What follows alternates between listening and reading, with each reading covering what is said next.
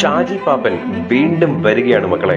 വീണ്ടും ഒരു മൂന്നാം അംഗത്തിന് തുടക്കം കുറിക്കാൻ പോവുകയാണ് ഷാജി പാപ്പനും പിള്ളാരും. മലയാള സിനിമയിൽ പൊട്ടിച്ചിരിയുടെ ചരിത്ര വിജയം സമ്മാനിച്ച കിടിലോൽ കിടിലം ചിത്രമായിരുന്നു ആട് ഒരു ഭീകരജീവിയാണ് എന്ന ചിത്രത്തിന്റെ ഒന്നാം ഭാഗവും രണ്ടാം ഭാഗവും. ഒരുപക്ഷെ മലയാളം സിനിമയുടെ ചരിത്രത്തിൽ ആദ്യമായിട്ടായിരിക്കും തിയേറ്ററിൽ വമ്പൻ പരാജയം രുചിച്ച ഒരു ചിത്രം ടൊറന്റ് റിലീസിന് ശേഷം പ്രേക്ഷക ശ്രദ്ധയും വമ്പൻ സോഷ്യൽ മീഡിയ തരംഗവും സൃഷ്ടിച്ച് രണ്ടാം ഭാഗം ഒരുക്കുകയും അത് വലിയൊരു വിജയത്തിലേക്ക് കുതിക്കുകയും ചെയ്ത കഥ മോളിവുഡ് പ്രേക്ഷകർ മുഴുവൻ കണ്ടതാണ്. ഷാജി പാപ്പനും തന്റെ വടംവലി സംഘവും സാത്താൻ സേവ്യറും ഡൂഡും സർബത്ത് ഷമീറും മണിയാസാനും അറക്കൽ അബുവും എല്ലാവരും ചേർന്ന് മലയാളികളുടെ മനസ്സിൽ സൃഷ്ടിച്ചത് നർമ്മം നിറഞ്ഞ ഒരു പുതുപുത്തൻ കോമഡി യൂണിവേഴ്സ് തന്നെയായിരുന്നു. ആ യൂണിവേഴ്സിലേക്ക് ഒരിക്കൽ കൂടി ക്ഷണിക്കുകയാണ് ചിത്രത്തിന്റെ അണിയറ പ്രവർത്തകർ.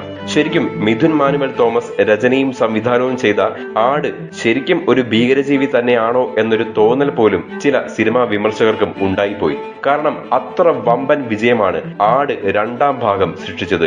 ഒരുപക്ഷെ ജയസൂര്യ എന്ന നടന്റെ കരിയറിൽ ഷാജി പാപ്പന് ശേഷം ഇങ്ങോട്ട് അത്രയ്ക്കും സ്വാധീനം ചെലുത്തുന്ന അത്രയ്ക്കും ഇമ്പാക്ട് നൽകിയ ഒരു കഥാപാത്രം പോലും ഉണ്ടായിട്ടില്ല എന്നത് പോലും ശ്രദ്ധേയമാണ്. ഒരുപക്ഷെ വീണ്ടും ജയസൂര്യ ഷാജി പാപ്പനായി തിരികെ വരുമ്പോൾ ജയസൂര്യയുടെ കരിയറിലും ഒരു വലിയ സൂപ്പർ വിജയം നൽകാൻ ആട് മൂന്നാം ഭാഗത്തിന് കഴിയുമെന്ന് തന്നെയാണ് പ്രതീക്ഷിക്കുന്നത്. ആട് 3 ഉണ്ടാകുമെന്ന് തന്നെ ഉറപ്പിച്ചിരിക്കുകയാണ് ഇപ്പോൾ ചിത്രത്തിന്റെ നിർമ്മാതാക്കൾ.